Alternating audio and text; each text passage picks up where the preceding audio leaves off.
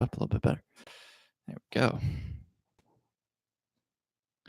Hey, everybody. Welcome to the Eagle Reality Career Talk podcast. If you're checking this out on YouTube or if you're listening on Alexa, Google Play, iTunes, I want to welcome you.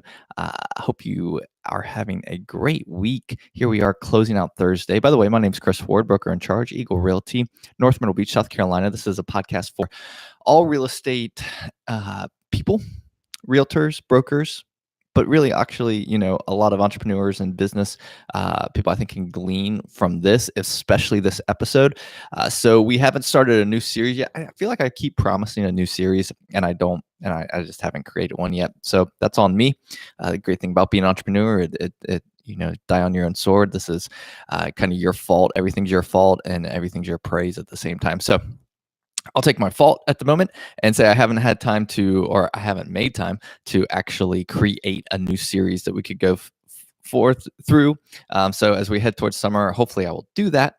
I do know we'll have a summer series for sure, but right now, kind of getting some one-off ideas, one-off episodes. I think that this one you can definitely, and this won't take very long actually. And if you actually listen to this podcast, so there's lots of podcasts out there. So let me rant a little bit about content from a podcast standpoint. I do think all real estate agents, realtors, brokers, companies should have a podcast, should be using the audio space from a content standpoint, podcast a little bit more long form that you can break up into micro and all that kind of stuff. That's strategy. Go check out my website with the discovereyourrealty.com/content-manifesto, and you can read all about that. But I think that podcasting is unique because it can be passive. There's a lot of different ways to do it. I mean, obviously you have your big time podcast where it's more of a full show, 30 minutes, 60 minutes, invite guests on, have it more of a talk show style. And then I think there's these more what I try to do, which is compact some tactical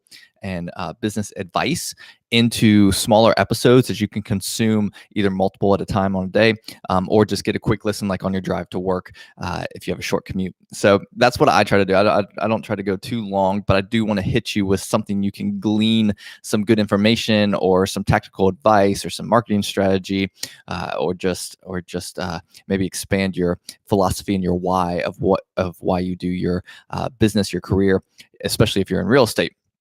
So, like I said, a lot of things we talk about on this particular podcast, the Eagle Reality Career Talk podcast, that's a long name, is real estate focused and real estate industry focused. Obviously, after 16 years in the business, this is that's my main bread and butter. But I'm involved in so many other businesses and ventures as well that a lot of stuff I say too, I think can cross industries and just apply to business in general. That is what I believe about this topic. I'm going to title this episode Background Marketing, because I've noticed, and I've talked to people in, like I said, in multiple careers and in real estate that are not utilizing systems and processes, technology as well, to create marketing strategies that are always working, that are continuously working for you in the background every day, every week, every month, giving you brand and brand building power and marketing strategy to produce ROI. And I think too many people don't take advantage of them. And it's really weird to me too, because once you put them kind of in place, they kind of go on their own, right? It's kind of automatic. And there's a lot of you that are doing it. So if you do background marketing and you have consistent strategy that is working for you, even when you're not working on it, then you can go ahead and stop the podcast and send it to a friend who's not. How about that? Just for the link. But I believe there's a couple, and I'm going to give you like 3 just examples. And I think there's more out there. And I would love, actually, you can comment below. I'd love to hear kind of what you do for background marketing. But so a lot of us get so caught up in trying to chase leads, cold calls, networking in the moment. The day-to-day, what I would say, daily marketing things, daily strategy, things you need to be doing. Like you need to have some focus each day on doing dollar dollar producing activities is really what they call. But what that can do is, I mean, you get so busy in that, you kind of forget chasing that new business that you forget all your current business, your past clients, and what you can be doing to people you've already met, networked, and are in your database and in your sphere to be constantly and consistently marketing to them over time that can produce sales, leads, generation, referrals, all that kind of stuff. And a couple examples of this, the simplest one that you should have been doing for the last 15 years is email drip campaigns.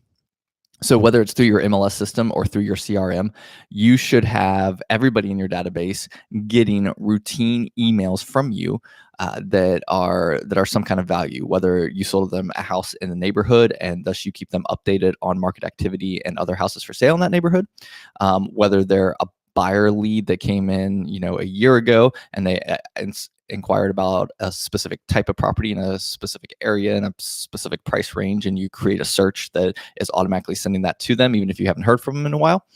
You're consistently background marketing going there, and you're not doing anything. You've put it on auto drive. If this is campaigns in email. Now this takes a little bit more effort, but you can go ahead and schedule out your emails for the year or for the month or however you want to do it, and send out your newsletter. But it's kind of automatically you set it. You spend one day on it for the year, and it gets your newsletter out unless you got to make changes or edits, and you can do that. And that's quick. Same way with I do a foreclosure list. That's automatic every 30 days. But it takes me just a couple minutes, but I know that's routine. That's background marketing that's going on. And it's not like my daily, everyday focus. Those are some email marketing I think you definitely have to have in the background. That's one. Two, content, consistent content. And if you're doing a content at scale, there's going to have to be a little bit of automation. And I don't mean automation as far as there are systems like Buffer and Hootsuite and that kind of thing that you can schedule. So I think you can have background marketing for the week if you spend like one day, a couple hours on one day, kind of setting some stuff up. Now, I think you should also be doing content in the moment, which is going to lead to my third example. But content in the moment is very important, relative, valuable daily content in the moment.